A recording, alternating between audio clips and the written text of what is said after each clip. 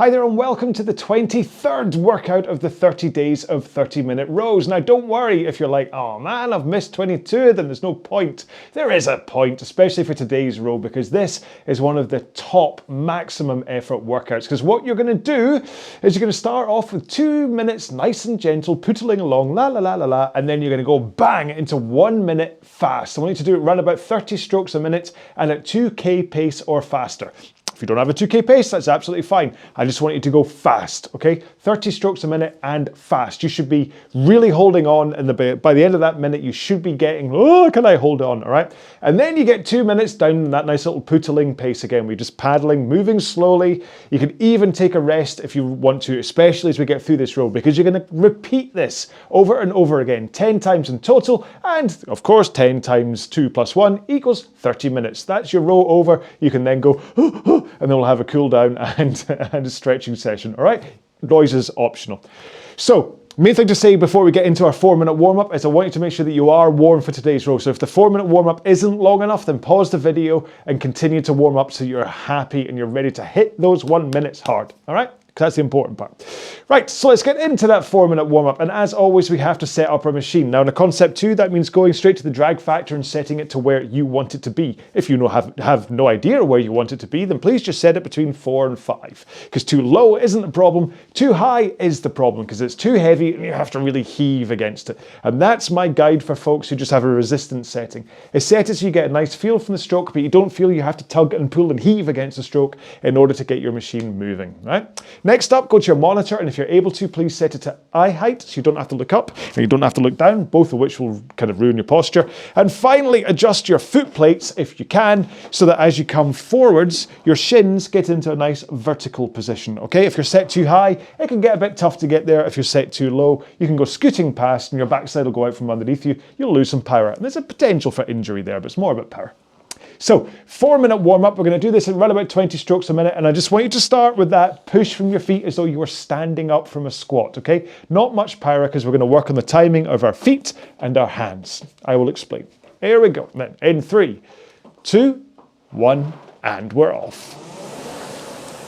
So, I know we're on row 23, so you'll have heard me say this 22 times so far, but I want you to start by working on the timing of when you push your feet into the foot plates and when your hands connect the handle to the machine. And that means the point when you feel the weight of the stroke happen, that kind of, well, the connection. I really don't have to over-explain this, do I? But the point is that you want your feet to push at exactly the same time your hands connect. And that's how you get power from your legs into the machine. If you push beforehand, your backside scoots away, and you do this weird lurchy thing. If you pull too soon, you can't quite connect with the legs. But if you power with the legs, at the same time the hands connect, and you have a forwards tilt and straight arms, then that power surges into the machine. And talking of power, you can now start to think about a bit more pace. If you have a 2k training pace, I want you to go 18 seconds slower than that 2k average pace. If you don't, then just aim for 5 out of 10 effort, which is kind of the same amount of effort as if you were walking up a constant flight of stairs. So you know you're going to get out of breath, your heart rate will go up, but it doesn't feel like you're working too hard. And that's the 5 out of 10 effort. Should be able to hold a conversation, should know you're working out, but not feel like you're circling, getting too tired. Right, 2 more strokes. 1 more, and then we're going to put 1 foot on the ground. So unstrap 1 foot, put it on the ground, continue rowing. Try not to let your technique go all over the place. Just because you've got only 1 leg strapped in, your balance should still be okay. You should still be able to give a good solid push, straight arms, forwards tilt, push. Okay? Last one on this leg, and let's swap feet. And what should happen is that having just the one leg strapped in just gives you a little bit increased flexibility. You should be able to come in a lot more comfortably to the front of the machine with your shins vertical. Try and avoid going past vertical though, okay? Vertical is enough. Last one here. Put both feet in, tighten those straps, legs straight, and row with your back and arms. So swing over your hips, pull in your arms, push out your arms, swing over your hips. Swing, pull, push, swing. Swing, pull, push, swing. The most important part here, well, the important part is that you pick up that initial connection with the hip, with the back swing, not with the arm pull, okay? So just rock over, rock. Okay, let's roll to the front of the machine, arms straight, forwards tilt, and just push lightly out from the front.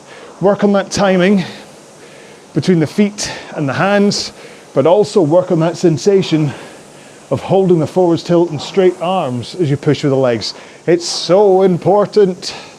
Cannot overstate this enough, that you hold this position as you drive that power in from your legs first, and then you add the backswing, and then you add the arms. So push, swing, pull, okay?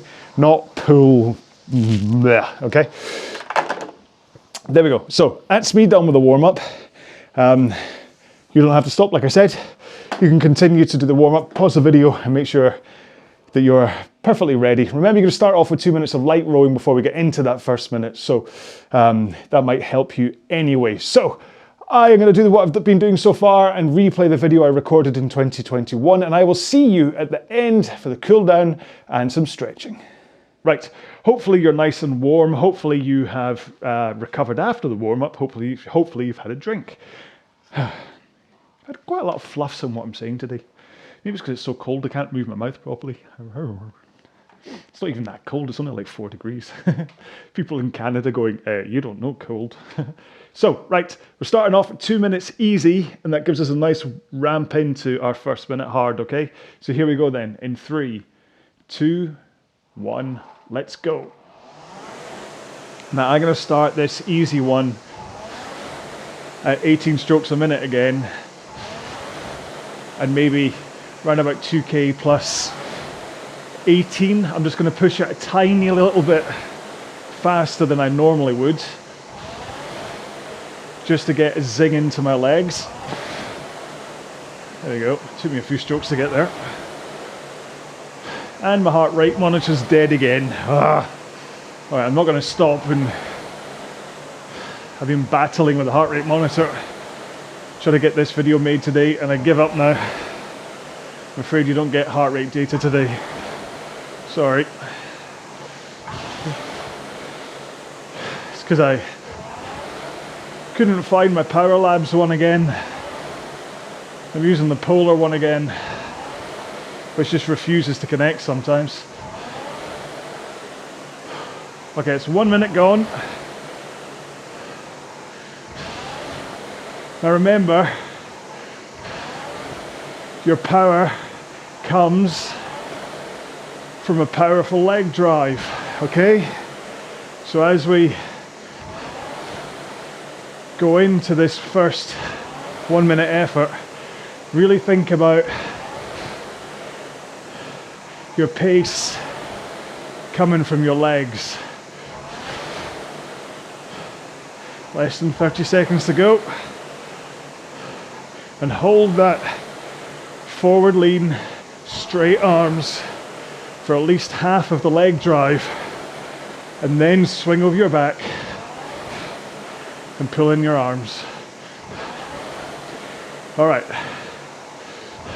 2, 1.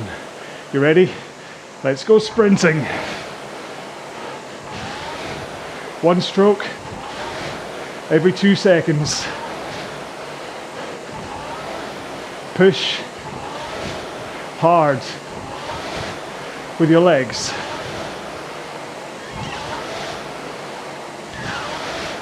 Might take a while, or might have taken 10 strokes or so for you to hit your rating pace.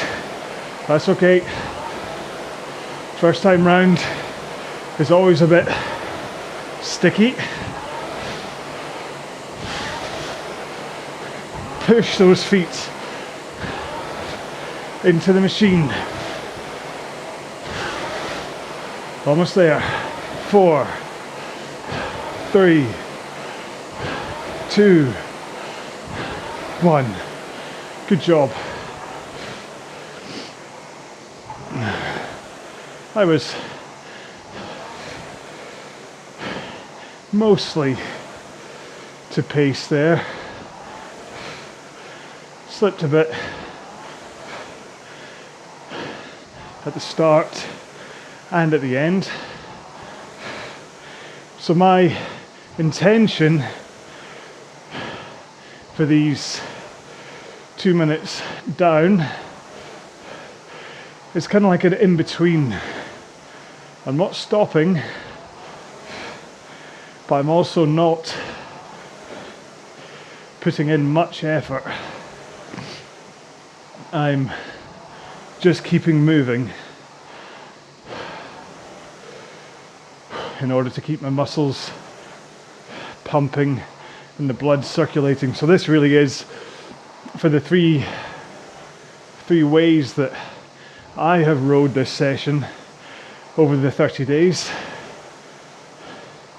This is the middle way to do it. Okay, less than 45 seconds to go until the next one.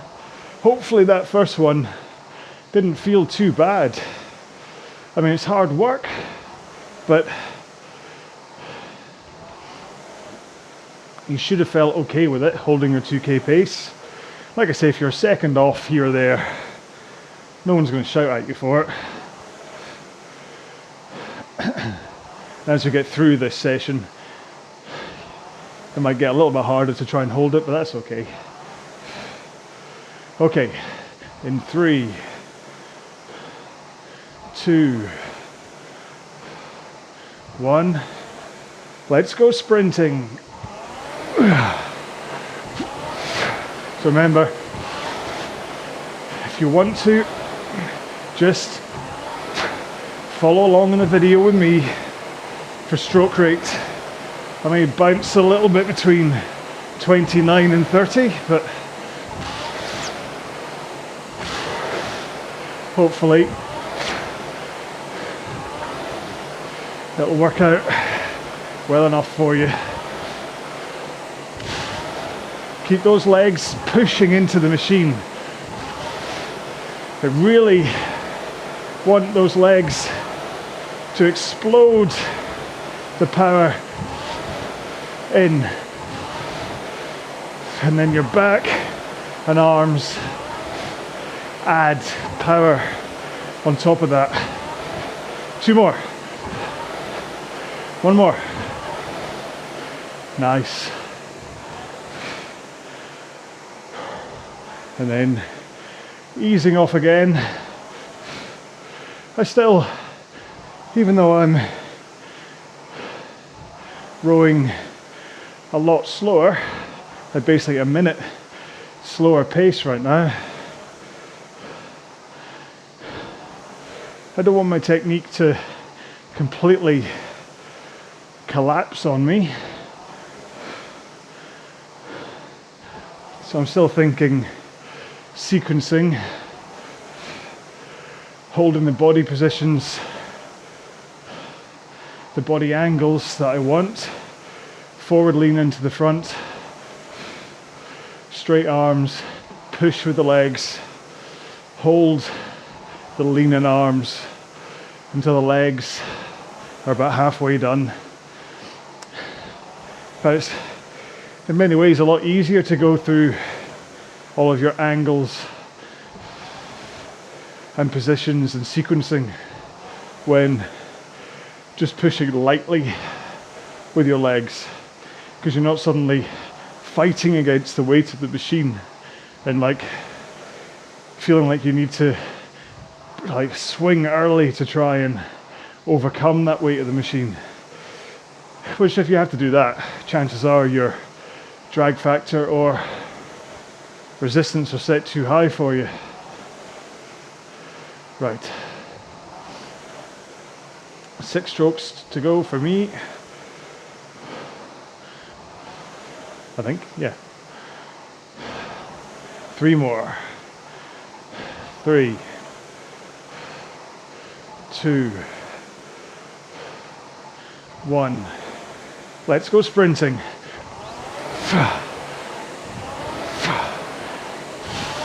I do think about your fingers just hooking over the handle. It's one way to really embrace that hang feeling off the handle as you push your legs into the machine. I'm really big on that sensation of the hang right now, and fingers hooked will really help that.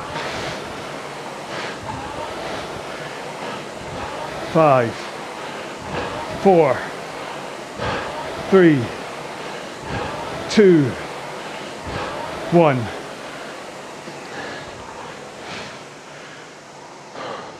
Three down. Still,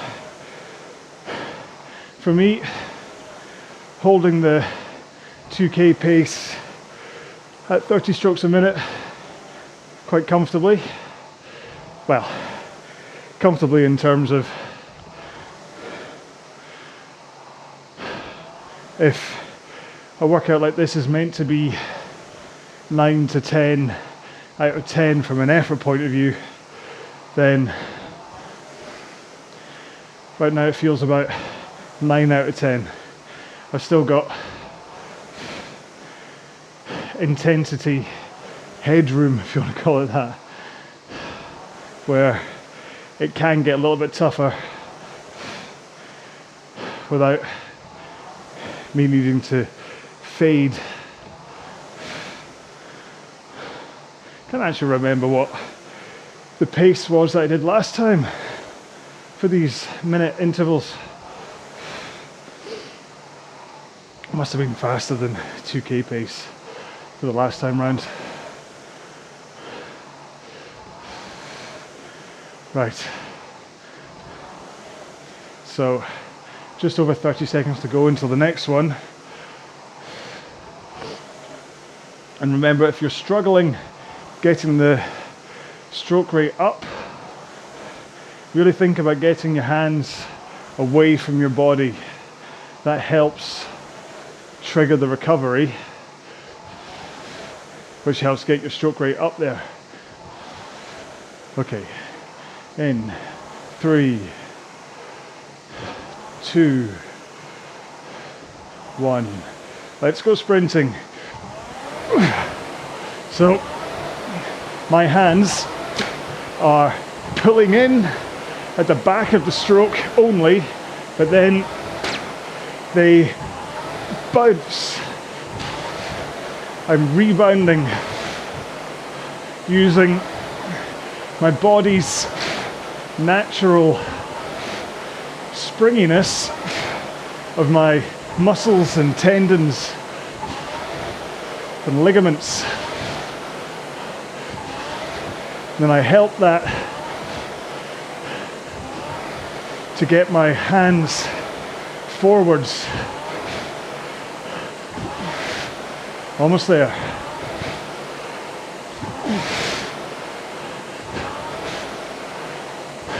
5, 4, 3, 2, 1.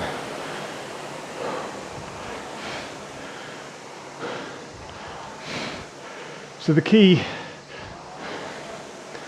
of those hands away is to pull in at the back of the stroke. Your hands then rebound And by right rebound, I don't mean that you literally bounce the handle off your chest and end up with a big bruise at the end. It's about how your body, when you pull your elbows through your sides, naturally wants to just come back forwards again. Just if you do this, your body wants to return your arms again, at least slightly forwards. And so you use that natural return to then get your hands away from you, to get your arms past your knees, nice and straight. And that triggers that return forward lean of your back, so that by the time your hands are past your knees, you're already in the right position for the next stroke. And all you have to do is bend your knees to roll to the front of the machine. And that really will help speed up that recovery, return to the front of the machine. Okay, 3, 2, 1, let's go sprinting. And all the while, remember, this is an explosion of your legs at the front of the machine. That's where the power comes from. All of this straight arms, forward lean stuff is just about getting that power in there so that you can then add in the swing over your back and the final pull of your arms to help you go faster. 3, 2, 1.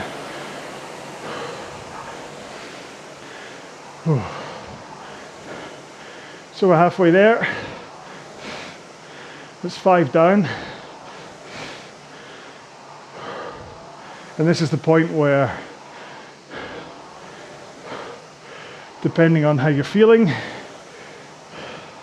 for how the last 5 went, this is where you decide whether you want to start increasing your pace for the next 5. So I've been pretty much consistently 145.6 was the first, but then it seems to have held around about 144.5, which is just half a second under my 2K pace, which I'm pleased about because I usually row a 2K piece at around about 32 strokes a minute, so to be under my 2K pace for these intervals at a slightly slower stroke rate gives me hope that maybe I have more in me than I think I have. So I'm just going to see how I feel through the next 5 sprints. Next one's coming up in 6 strokes for me, and then 18 still for these recovery periods. 3, 2, 1. Let's go sprinting. Now, I haven't really spoken about posture, which is often the thing that starts to go as fatigue sets in. So make sure at both ends of the stroke. You're sitting powerfully up on your sit bones, ready with a braced core to let that power flood, flow, whoosh through your body. Almost there. 3, 2, 1. I think, yeah, that was only 29. But most of these that I'm doing are only 29 strokes a minute. I just spotted that. And that was 143.8.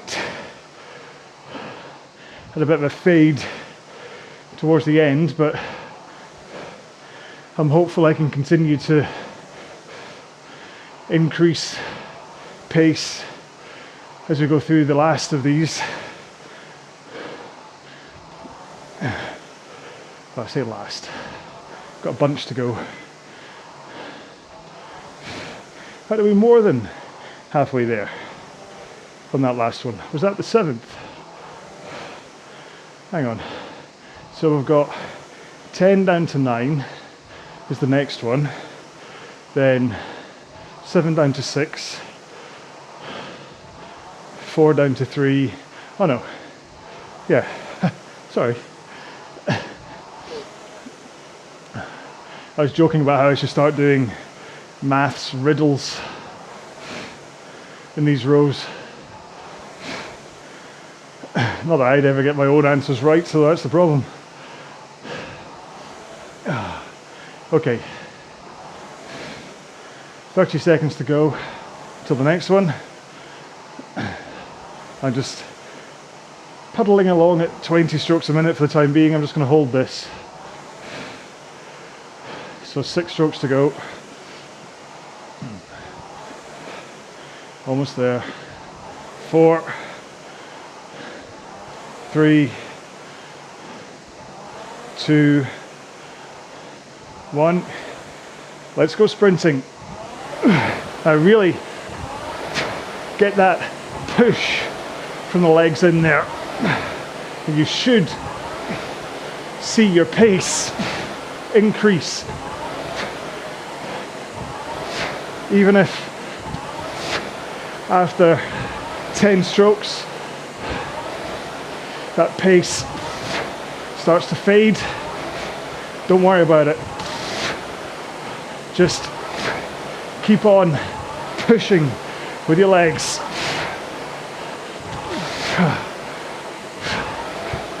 See if you can go faster. Interval to interval as we finish off this row pretty soon. 4, 3, 2, 1. Ooh. Slightly faster.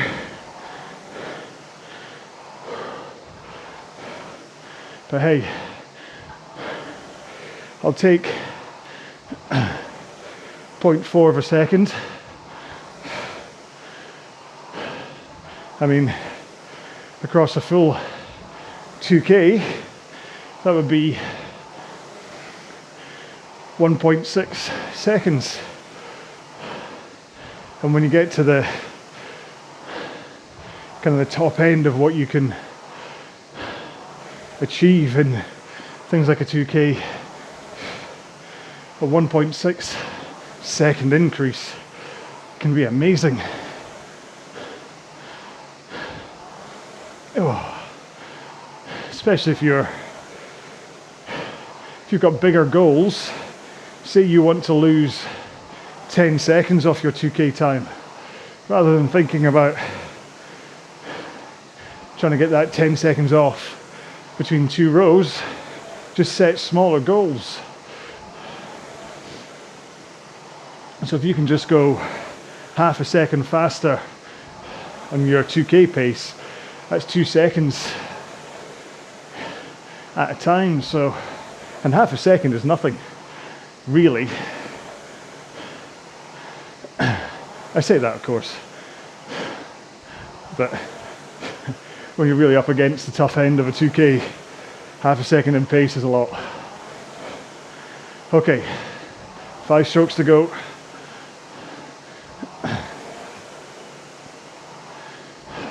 3,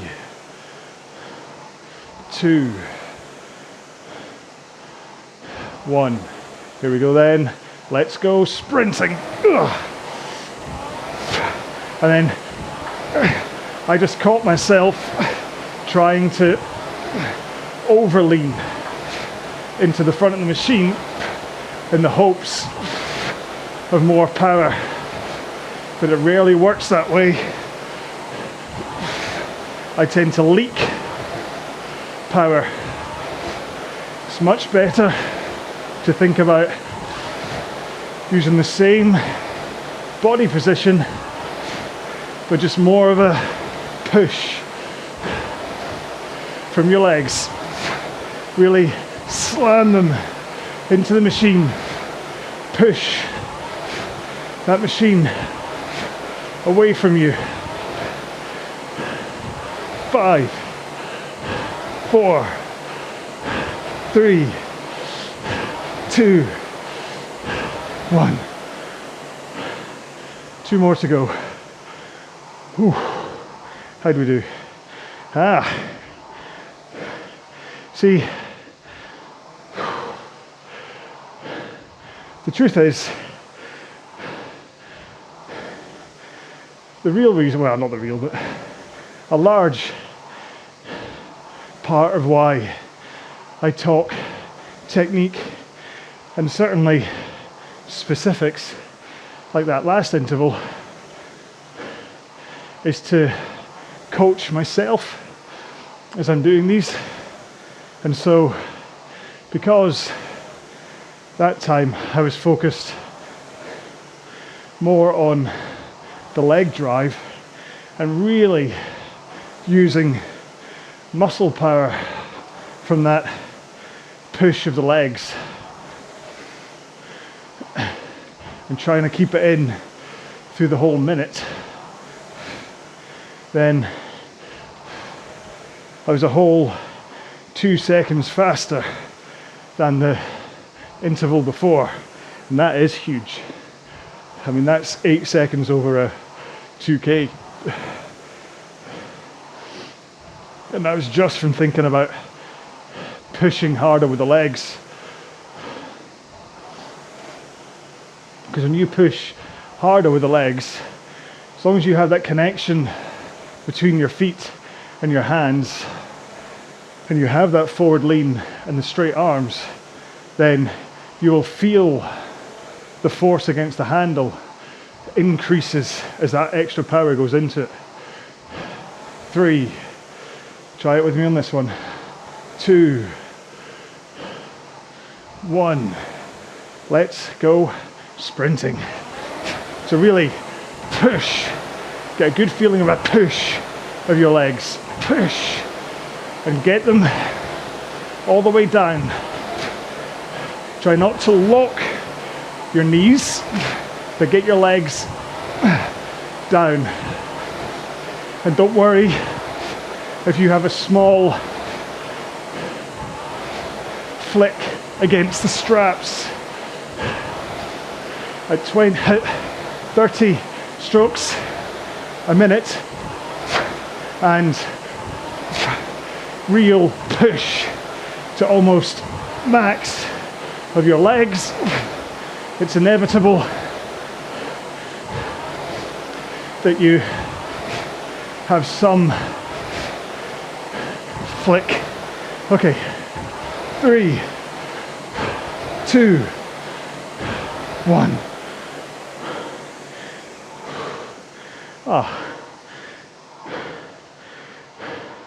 Slightly slower. Oh no, bang on. 141.3 again. So, prepare yourself for the last one. Okay? Same stroke rate, but let's see just how much you can get out of your legs. I really want to try to get into the 139 area for this last one, which would be 2K minus 5 or faster. I want to hold that 30 strokes a minute and let it be about leg power. After all, that's what's making this a top tier workout today, is that full power from your legs. It may not be half an hour of top end hard cardio, but those 1 minute efforts at full guns from your legs will mean your body is working at max from a muscle point of view. And certainly should be in 6 strokes time. 5, 4, 3. You ready for this? Last one. 2, 1. Let's go sprinting. So really get it in there. See if you can change the tone of your machine. Should be screaming at you as you put in all that extra power.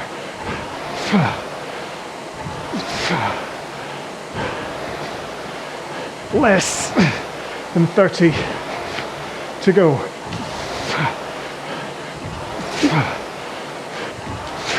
Get that connection between your feet and your hands strong, and push. 2, 1. That pleases me. 138.3. I'll take that. Man. Right. Sorry, that really does take it out of you. Let's get into a 2-minute cool down, and we'll do some stretching afterwards. Run about the same pace you did the warm up at, and then just gradually ease off over the 2 minutes. In 3, 2, 1, let's go. Oh. Right, you may have spotted that I'm wearing cycling shorts. That's because in my youthful exuberance, I thought, you know what, I'm going to do today's row, and then I'm going to do my high rocks training afterwards, which is meant to be 500 meters ski, 500 meters row, 1 kilometer bike, and then just do as many sets of that as possible within 45 minutes, with no real rest in between, just the amount of time it takes to get from machine to machine. That was the plan, but I am quite undecided as to whether to even consider approaching that after doing that row, because I am, well, years ago I was on holiday in Corsica when I was like 6 or 7, and there was some kind of a festival on, dance festival, and there was a woman there, American woman, who at the end of it was overheard to say, "I am utterly pooped." And that phrase has stuck with me for like 40 years. And it's fair to say that today, after that row, I am utterly pooped. In fact, let's have that as today's hashtag when you leave a comment. Utterly pooped. Oh, that's me done with the cool down. Whew, that's me almost done. You don't have to stop cooling down, of course. You can continue, or you can join me for some stretching. If you don't have time, please at least stretch your quads, hamstrings, and if you have time, your glutes as well. Or you can join good old Stretchy John up there. He'll take you through some stretches if you have access to a stretching mat, or I will take you through stretches on the machine if you don't have space, okay? So put your legs back in the foot straps, keep them loose, the foot straps, so you can put your toes up against them, create a bit more of an angle between your feet and your legs. Put your hands in the air and fold your chest down towards your legs. Now really, again, we're on day 23 of this, so hopefully I've said it enough times, and I've been doing this stretching session at the end of every row, I think all year so far, hopefully you'll have heard me say this idea of folding forwards enough that you get the idea what it is, that if you do that fold, it gets that stretch properly down into your hamstrings, okay, right in your hamstrings. If you bend with your upper, like could just curl your upper or lower back, you don't get the stretch. So hopefully by now you've learned how it's supposed to feel. Let's do our glutes next, so one leg up on the rail, other foot comes over into, so the heel is in the crook of your knee. Bring your knee across your body so you have a straight line between your face, your knee and your foot. Hold that knee in place with one arm and then rotate your body around. And that rotation plus keeping that knee in the same place will create that stretch down into your glute. Remember, you can hold on to the back of the machine for stability if you wish. Don't use this to pull yourself around, because that can, I'm never really a fan of stretches that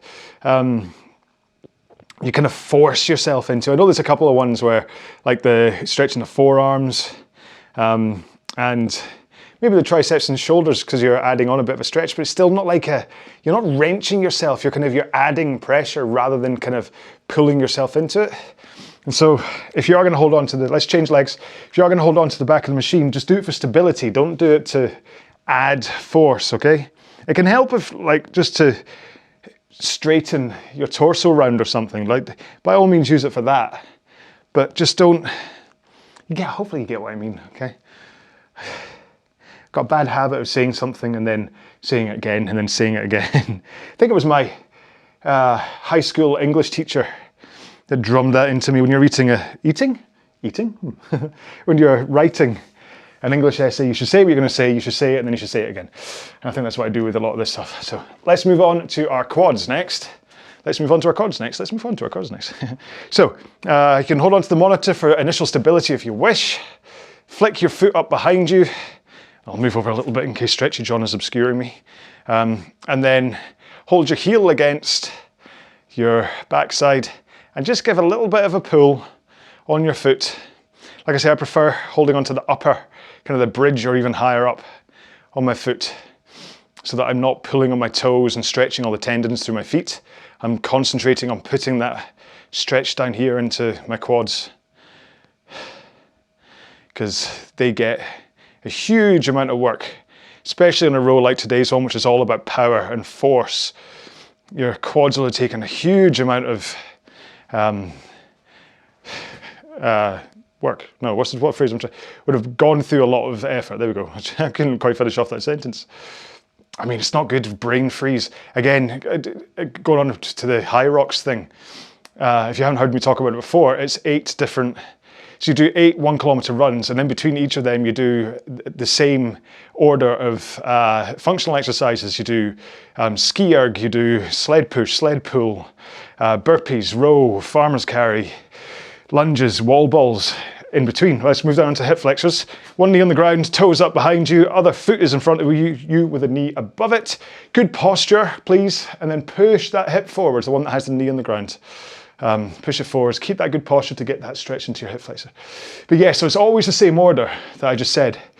But the amount of people that talk about like exercise generated brain freeze, where they're so tired they just completely forget, even though all the stations have numbers on them, they just forget what they've done. Have I done the wall balls? Have I done the row? Have I done the farmer's carry? And they miss one out and get penalised. And the fact that sometimes when I'm tired, I can't even think of a word, doesn't really bode well for when I do my first High Rocks event. So I've not done any yet. You see, I'm training for, right now it's November, end of November, 23rd to be exact. So let's change legs, same thing again. And my first actual High Rocks is at the end of January in Manchester. I've got a performance fitness test. That's what's called PFT. Got one of them in December, in 3 and a bit weeks time, I think, yeah. So I got one of them in December, which is almost like a mini High Rocks version.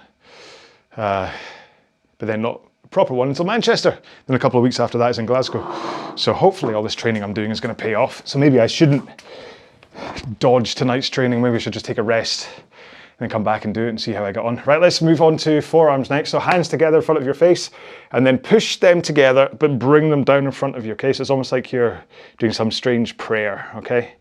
And you should really feel that your wrists and underneath your forearms will get a nice stretch, and your fingers should too, okay? So, yeah, just get a nice wee stretch.